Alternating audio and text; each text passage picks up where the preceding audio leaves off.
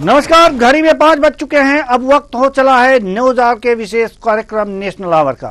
आज national our में हम बात करेंगे सीएम योगी के उस बयान की जो उन्होंने भोलेनाथ की नगरी वाराणसी में दी। सीएम योगी ने कहा कि संत कभी शांत नहीं बैठ सकता, धर्म सुरक्षित तो हम भी सुरक्षित, एक काम पूरा तो दूसरे पर लग जाना है। आखिर इसके क्या है मायने, जानेंगे इसी कार्यक्रम में। तो आइए शुरू करते हैं नेशनल आवर।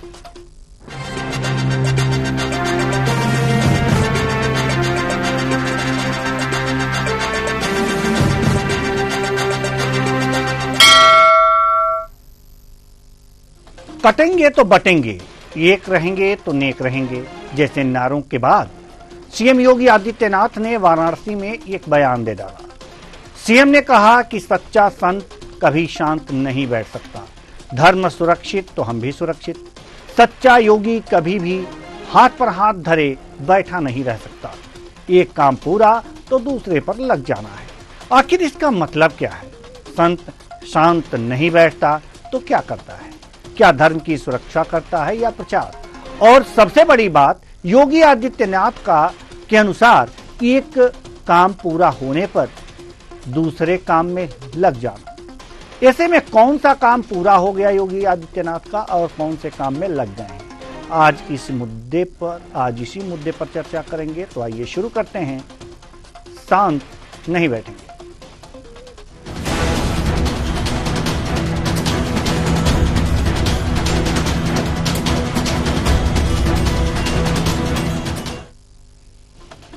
मुख्यमंत्री ने शनिवार यानी कि आज स्ववेद महामंदिर के विहंगम योग संत समाज के शताब्दी समारोह में शिरकत की, जहां संत समाज को संबोधित करते हुए योगी आदित्यनाथ ने कहा, हमारा हर कार्य देश के नाम होना चाहिए।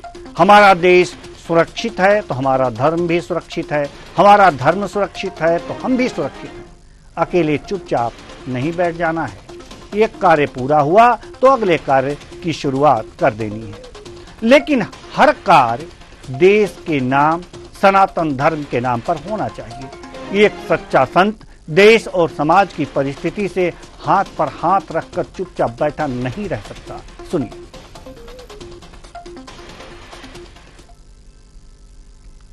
हमारे प्रधानमंत्री मोदी जी एक ही बात कहते हैं, हर काम देश के नाम। हमारा हर कार्य देश के नाम होना चाहिए। हमारा व्यक्तिगत कोई अस्तित्व नहीं। हमारा देश सुरक्षित है तो हमारा धर्म भी सुरक्षित है। हमारा देश सुरक्षित है, हमारा धर्म भी सुरक्षित है। हमारा धर्म सुरक्षित है, हम भी सुरक्षित हैं।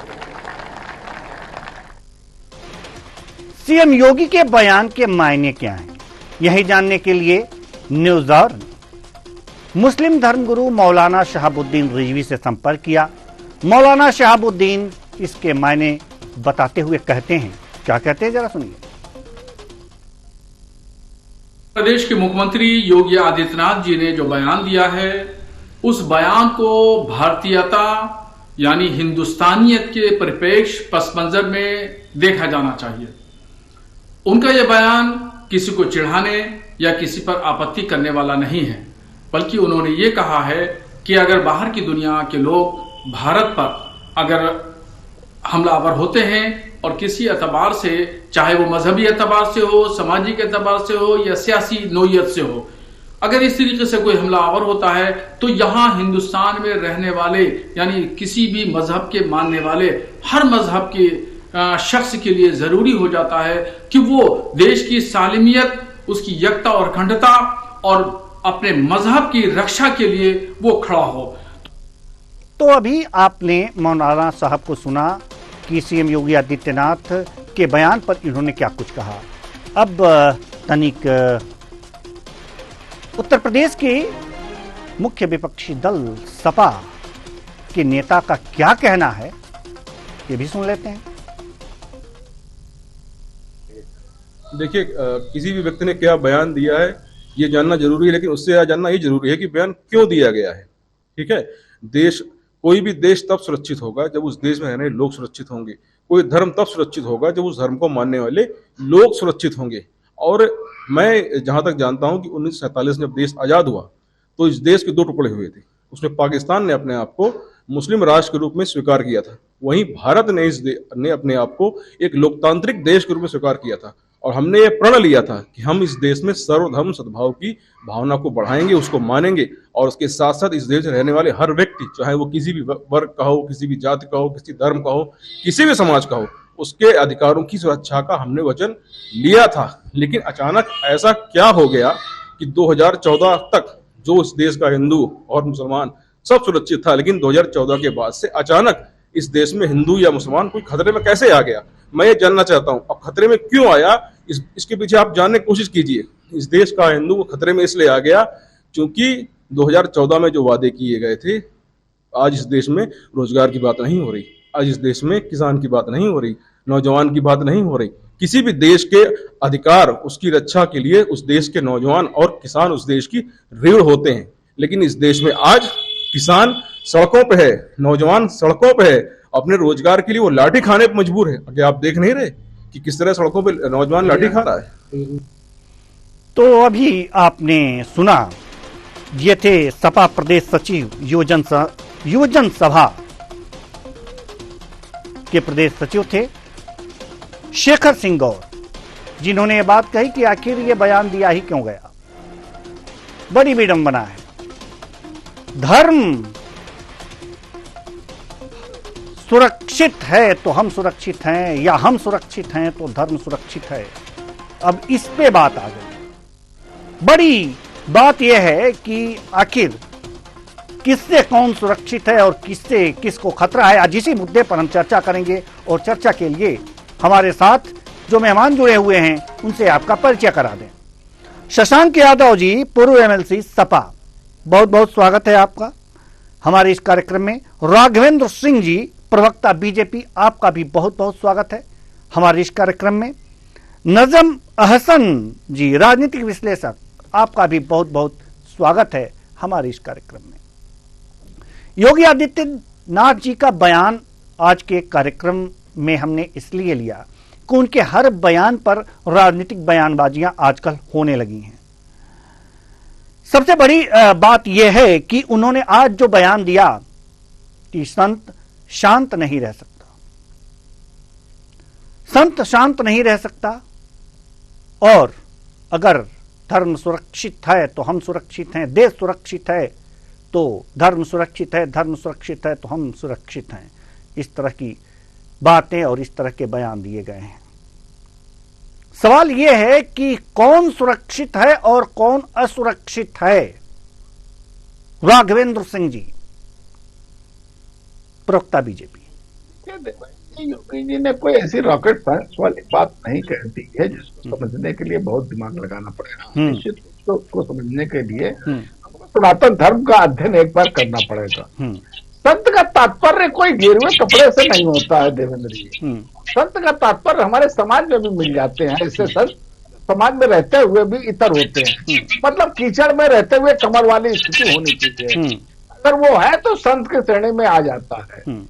भारतीय जनता पार्टी के योगी आदित्यनाथ जी ने धर्म की चर्चा की। अगर हम इसको धर्म का मजहब से जोड़ते हैं, रिलीजन से जोड़ते हैं, या किसी पंथ से जोड़ते हैं, तो इसको समझने में हमें कठिनाई होगी। देवेंद्र जी, जो धर्म का तात्पर्य है सनातन धर्म में, इसका अर्थ कोई उपासना पद्धति से नहीं है कि हम अगरबत्ती लेकर के बैठ जाए, धूप बत्ती लेकर के बैठ जाए, सुबह दोपहर शाम हम पूजा करने लगे। इसका धर्म से कोई तात्पर्य नहीं है। इसका धर्म से तात्पर्य है मानवीय सेवा या जो सत्य काम है।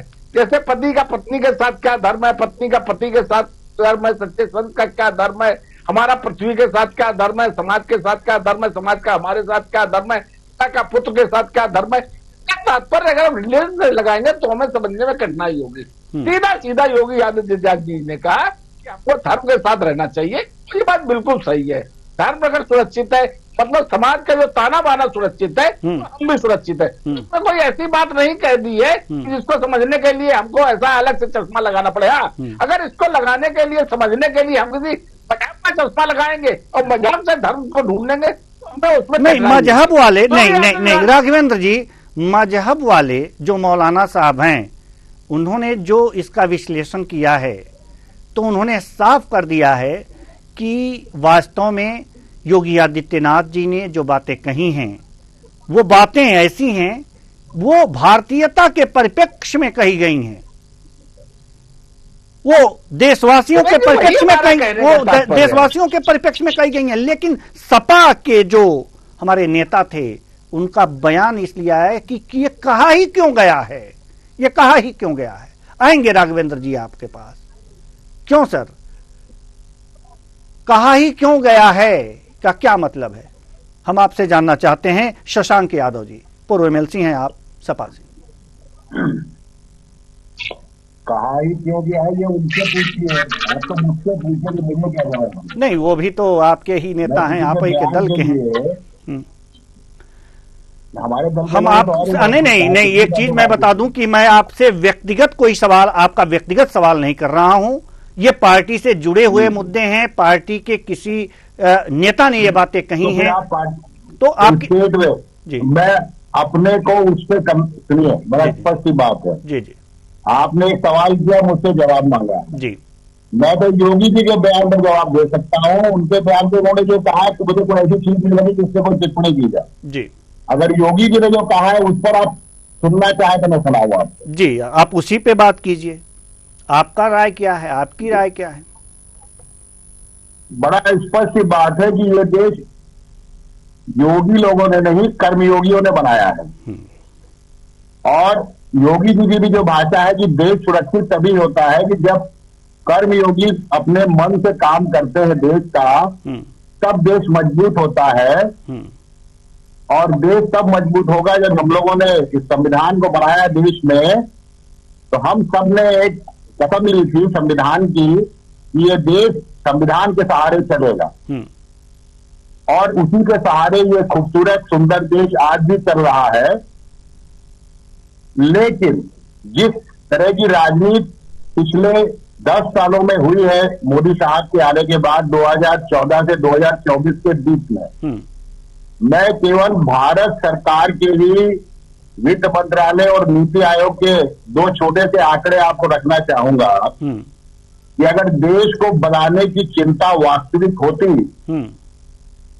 तो जो 2004 से 2014 के बीच में औसत देश की जीडीपी 7.8 से 8% के बीच में रही, वो अब कल का जो लेटेस्ट आया है वो गिर के 5.4% जीडीपी पहुंच गई।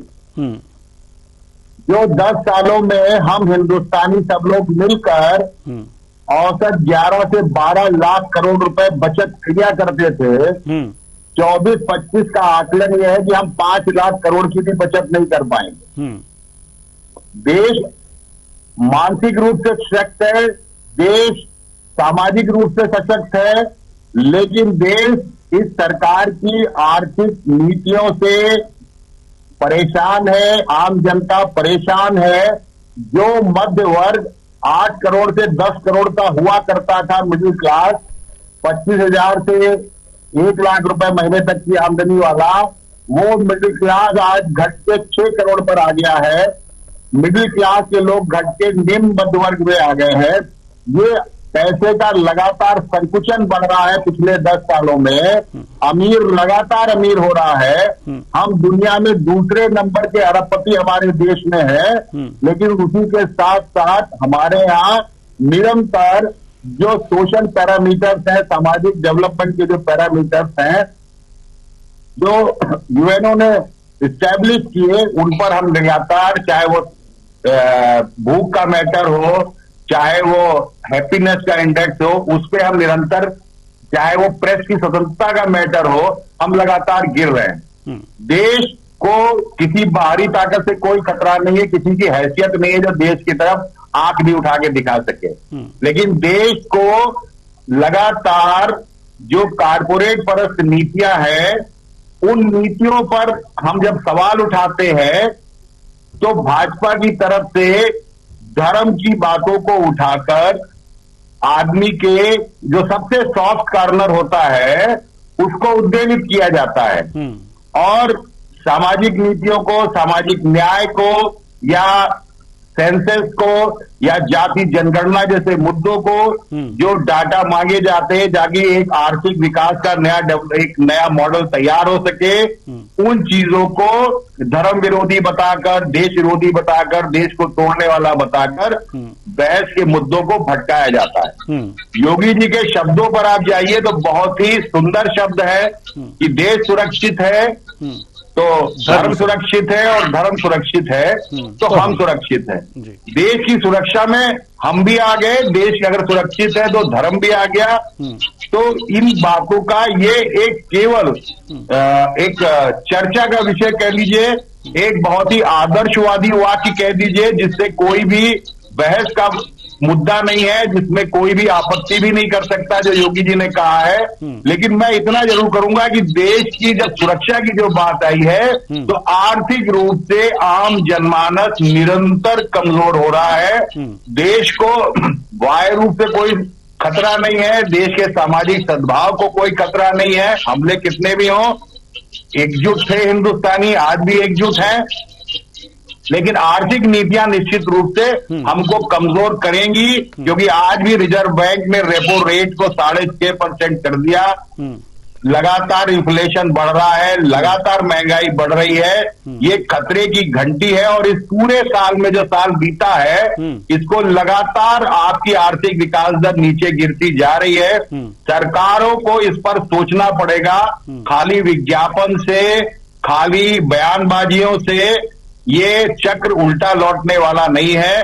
सारे लोगों को मिलकर देश के सभी जो जनता है उसको योगी की जगह पे कर्मयोगी बनकर देश की उन्नति के लिए कार्य करना पड़ेगा, वरना स्थितियां बहुत ठीक दिखाई नहीं दे रही हैं। जो पूंजी परस्त नीतियां हैं, कारपोरेट परस्त नीतियां हैं, इनसे हटके किसानों पर ध्यान देना पड़ेगा, बेरोजगारी के मुद्दे को याद रखना पड़ेगा, महंगाई बढ़ रही है इसको स्वीकार करना होगा, तब हम एक मजबूत देश की कल्पना कर सकते हैं। ये मेरा बयान। जी, बहुत अच्छी बात आपने कही और आंकड़ों के साथ अपने तर्क रखे। नजम अहसन जी, हम आपके पास आना चाहेंगे। हमारा देश सुरक्षित है तो हमारा धर्म सुरक्षित है, हमारा धर्म सुरक्षित है तो हम सुरक्षित हैं। लेकिन सुरक्षित हम आर्थिक रूप से नहीं हैं, यह कहना है शशांक यादव जी का। आर्थिक रूप से हम लगातार कमजोर होते जा रहे हैं, क्या लगता है आपको?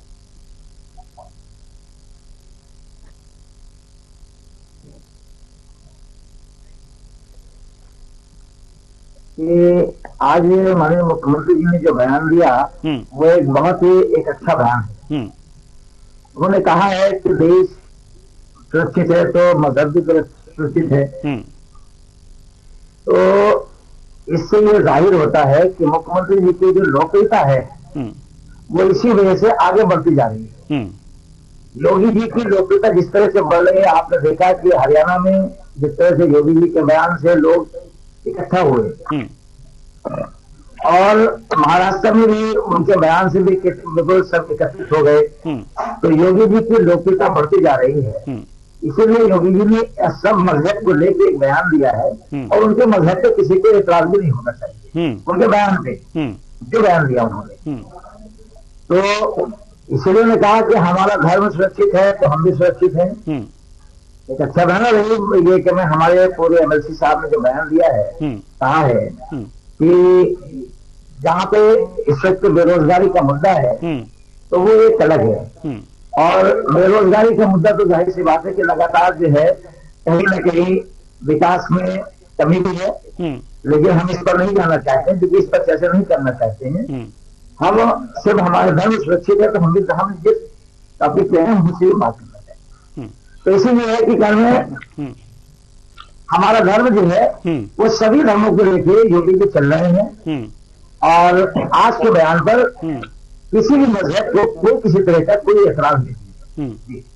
जी बिल्कुल, बयान पर कोई ऐतराज नहीं है, लेकिन शशांक यादव जी ने एक बात रखी है कि हम ठीक है, अच्छी बात है, हमारा देश सुरक्षित है तो धर्म सुरक्षित है, धर्म सुरक्षित है तो हम सुरक्षित हैं। लेकिन राघवेंद्र जी, आर्थिक रूप से हम लोग कमजोर होते जा रहे हैं। कहाँ तीसरी दुनिया में तीसरी शक्ति आर्थिक रूप से होने के दावे हो रहे हैं कि अब जल्दी ही हो जाएंगे, लेकिन इन्होंने जो तर्क रखे हैं, जो आंकड़े प्रस्तुत किए हैं शशांक यादव जी, उससे यही लगता है कि हम आर्थिक रूप से कमजोर हो रहे हैं क्या? फिर वो दावों का क्या? जी नहीं देवेंद्र जी, ये अब शशांक जी का दृष्टिकोण हो सकता है कि हम आर्थिक रूप से कमजोर होने, आज की तारीख में हम 5वीं अर्थव्यवस्था बने और तीसरी अर्थव्यवस्था की तरफ हम लोग कदम तार कर रहे हैं जी। उत्तर प्रदेश का मैं प्रवक्ता हूं, मुख्य रूप से अपना ध्यान उत्तर प्रदेश की तरफ केंद्रित रखना चाहता हूं। 2000 में देखिए, अगर कोई चर्चा करनी है तो हमको ईमानदारी से 2017 का उत्तर प्रदेश, 2017 से पहले का उत्तर प्रदेश, 2017 के बाद का उत्तर प्रदेश चर्चा करनी। मुझे याद है उत्तर प्रदेश 2017 से पहले क्या स्थिति थी।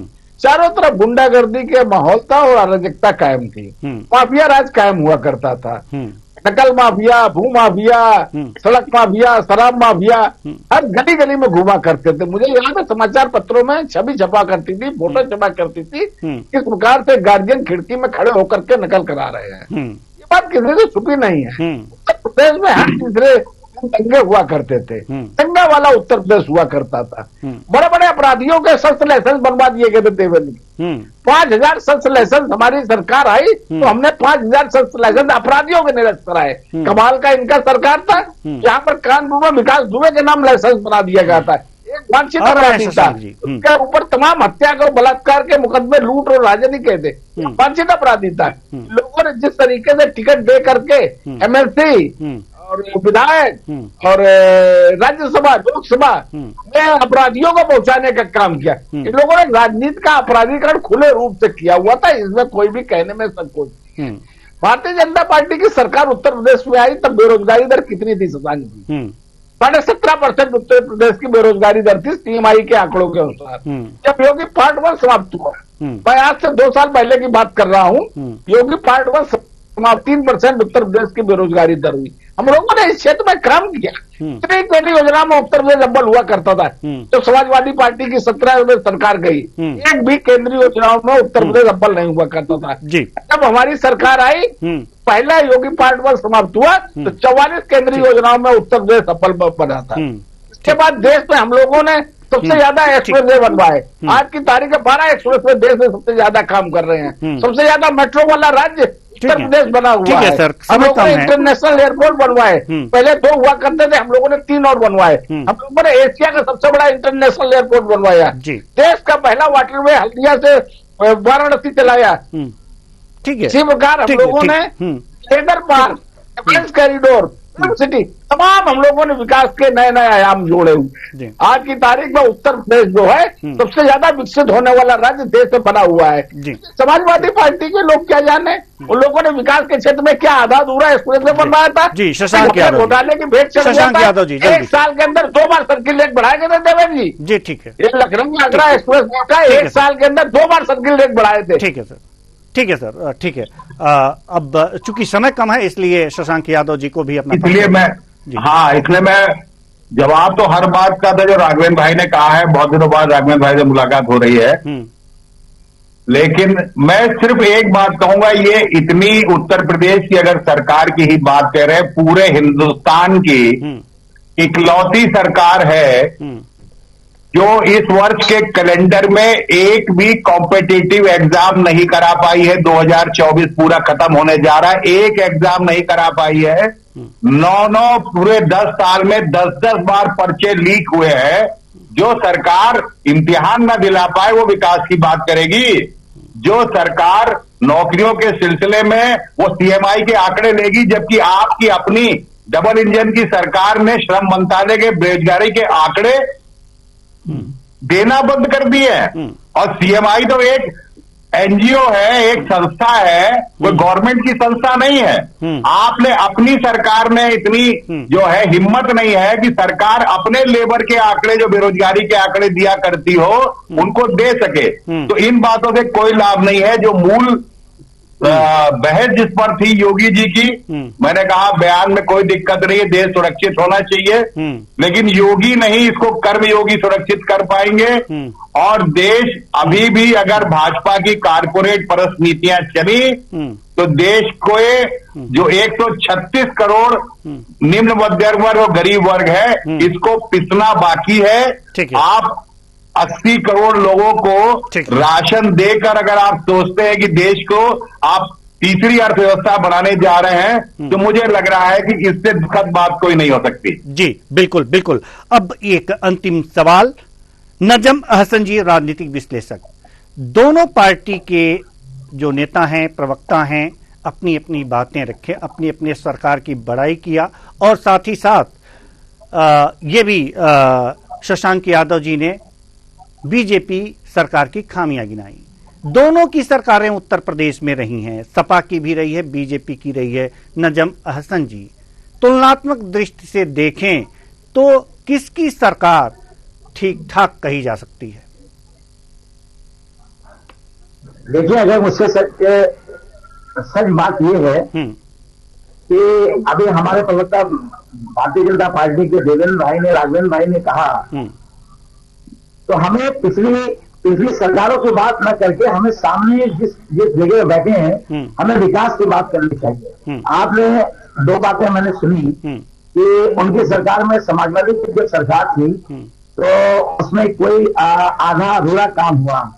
तो मैं पूछना चाहता हूँ राजवेंद्र जी से कि आधा अधूरा एक्सप्रेस वे पे कौन सा, जबकि आगरा एक्सप्रेस पे जब काम हुआ था तो हवाई जहाज डालने का काम तो उन्होंने किया था, लेकिन विकास की बात की जाए तो विकास का हमें तो जहां तक विकास दिखाई देता है, विकास तो कहीं भी नजर अभी हमें आया नहीं है। दोनों सरकारों और दोनों सरकारों में या सिर्फ वर्तमान सरकार में? अब उन्होंने जहां तक बात है उनके कि गुंडागर्दी, ये वो माफिया, तो देखिए न इनमें फर्क है न उनमें फर्क है। मिर्जापुर में जिस तरह से मिर्जापुर के सांसद, भारत सरकार के मंत्री ने जिस तरह से और पुलिस वालों के सामने बयान दिया, आपने वो वीडियो भी देखा होगा जी, मेरे पास भी है।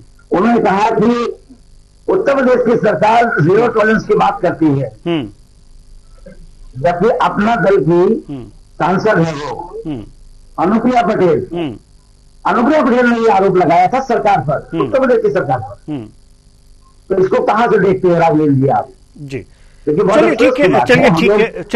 कुल मिलाकर के अपनी अपनी सरकार की अपनी अपनी खामियां हैं और देश समाज को सुरक्षित रखना और प्रत्येक व्यक्ति को सुरक्षित रखना सरकार का काम है। उनके आय बढ़ते रहने चाहिए, उनके जीवन स्तर ऊंचे उठते रहने चाहिए और यही सरकारों का काम है और इसी वादे के साथ वो सरकार में आती हैं, चाहे किसी की भी सरकार हो। फिलहाल समय नहीं है, नहीं तो चर्चा अच्छी जा रही थी, हम और भी सवाल लेते। बहुत बहुत धन्यवाद आप सभी मेहमानों का, आप आए और अपने अपने विचार साझा किए। तो शांत नहीं बैठेंगे, यानी कि कर्म करते रहेंगे, आगे बढ़ते रहेंगे और अपने देश, अपने प्रदेश के नागरिकों को सुरक्षित रखेंगे। संतों का भी यही काम है, राजनेताओं का भी यही काम होना चाहिए, क्योंकि एक सामाजिक कार्यकर्ता, एक राजनीतिक कार्यकर्ता राजनीति इसलिए करता है कि सिर्फ वो सत्ता हासिल कर सके, इसलिए उसकी राजनीति नहीं होती है, बशर्ते कि समाज, संस्कृति आगे बढ़े, हमारे देश और प्रदेश में रहने वाले लोगों का जीवन स्तर ऊंचा हो। इसलिए लोग सत्ता सौंपते हैं कि आप हमारे अगुवा बनिए और हमें आगे ले जाइए। और जो सरकार ऐसा करती है वास्तव में वही सच्ची सरकार होती है। अब तो ये जनता देखे, तय करे कि किसकी सरकार में दम था, किसकी सरकार में शक्ति थी, किसकी सरकार में लोगों का जीवन स्तर ऊंचा उठ रहा है। फिलहाल इस कार्यक्रम में इतना ही, मुझे दीजिए इजाजत, नमस्कार।